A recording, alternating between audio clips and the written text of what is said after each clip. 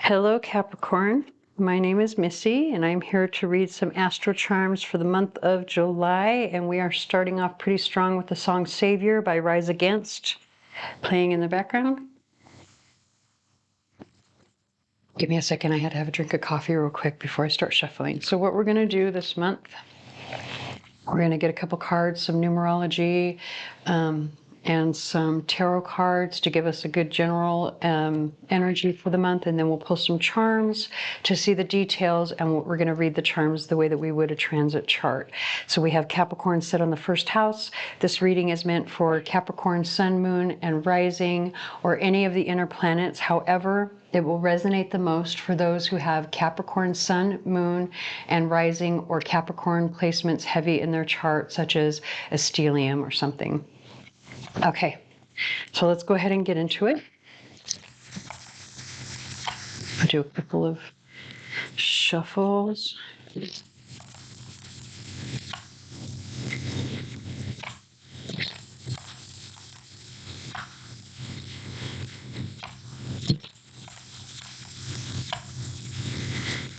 All right.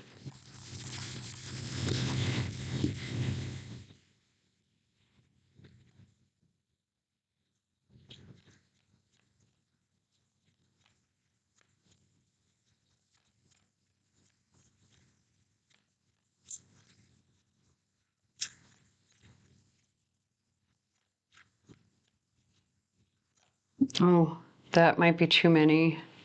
Hold on, we're going to look at them real quick and then we'll put them back because that is too many. Interesting. Do you see that? Look at one. Whatever this is, there's some relationship that it is not going to have a happy ending because that is the only card that came out in the reverse.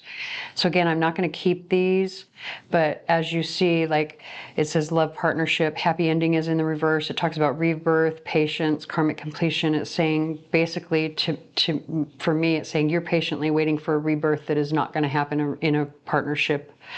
I just don't think that it's going to. There is a karmic completion here. All right, let's keep shuffling, and let me turn that one back upright because I don't read them in the reverse unless they come out like that. I try not to read them in the reverse, at least, unless they fall that way.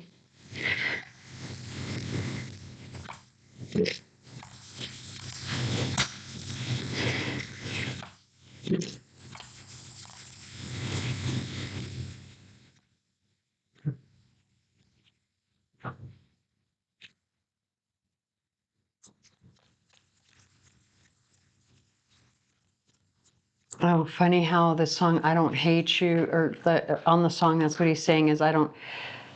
Okay, so we have a new beginning coming for Capricorn. He's saying I don't hate you for the song, and then look at self-love. Interesting. Okay.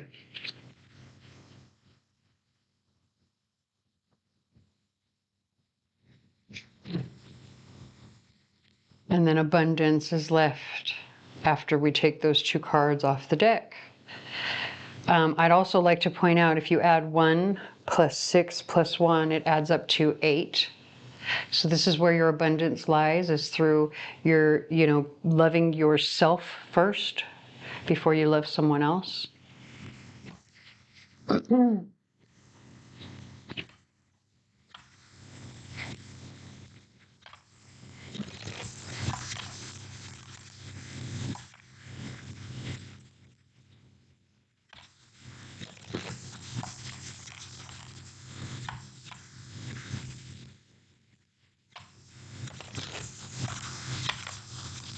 One more shuffle and then we'll pull our card.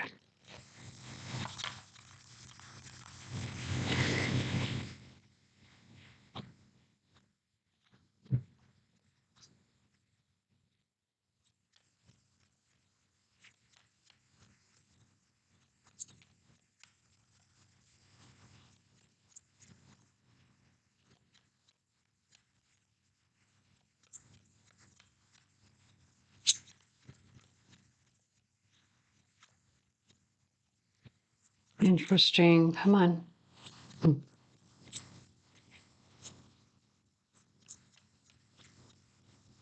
Oh, there we go. Okay, we've got the 3 of Wands. You're waiting, waiting, waiting for a new beginning. We already kind of saw that. And look at Two of Wands. You are your best support.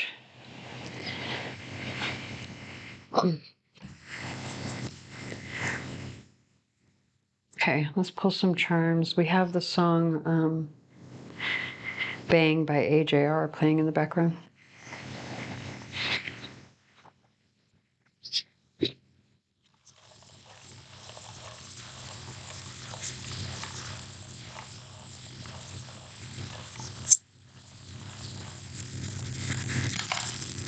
And we have a letter that popped out of the charm box out here when it, so it's kind of straddling the 4th and 5th houses. So this can be something related to home, family, and children.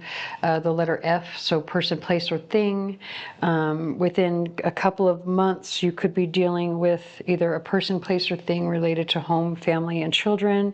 Over here with the 3 of Wands, you could see we have the letter S attached to that. So again, person, place, or thing that you've been waiting for a new beginning with, that more than likely may not happen, just simply because of what the previous cards were, as well as what's happening right here, especially with this right here, that's talking about you're waiting for, well, it's with the 2 of Wands. The 2 of Wands talks about there's a decision to be made, but it's also saying you're not alone. You have support, right? The Ace of Wands is the beginning. It's the first spark of action.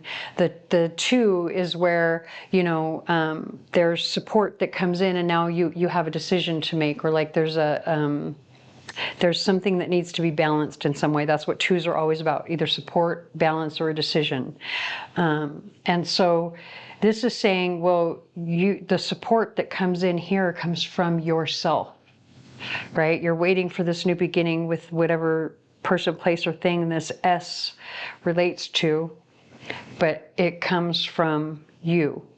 Now, something else that I want to point out, we have the letters P and E in the 8th house with the charm that says, I love you. And the domino, which is the number 7 domino. So a 5 and a 2. So this is changes in partnerships. Again, remember 2s are about support, balance, or a decision that needs to be made. So this would be a partnership, because that's what support is, 2 people, right? Possibly with the letters P and E, or a person, place, or thing with the letters P and E attached to it. But this is like an ending, because it's the 8th house. The 8th house is the house of death and endings. It's also the house of joint resources, the house of transformations, the house of inheritance, right? What you gain from others.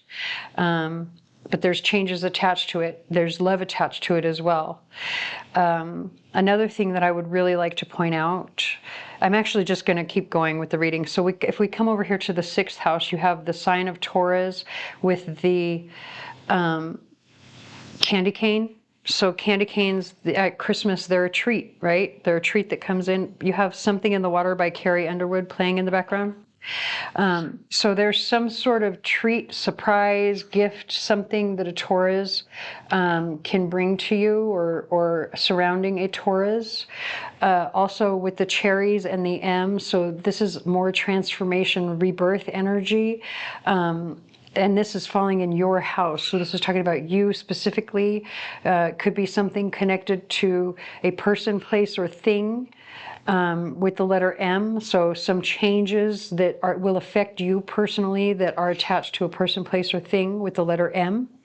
There could be some small problems attached to it that you maybe don't see, that could be kind of fiery and passionate. Like maybe you might get a little bit angry and upset, or it's saying like don't blow things out of proportion, because this is Sagittarius in the 12th house. So Sagittarius is like Jupiter energy, which makes everything bigger.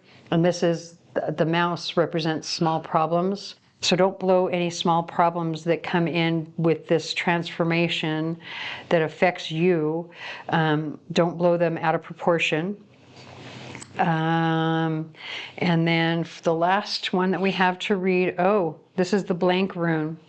So when it comes to your friends, it's sort of like wild card or unknown energy, especially here in 2 to 3 months. Like you may feel like you are literally left in the dark and you don't know who or what to trust. Like it's a complete unknown. That's what the weird rune, the blank rune is. It's like the possibilities, a blank canvas. There's no answer. We can't, there, it's unknown basically. So that's surrounding your friends. Okay, so I hope that resonates. If it does not, please stick around. There may be another reading for you here on the channel that does. Please like, share, comment, subscribe, tell your friends, whatever you can to help me get my channel out there, as I am new here. And I thank you for watching.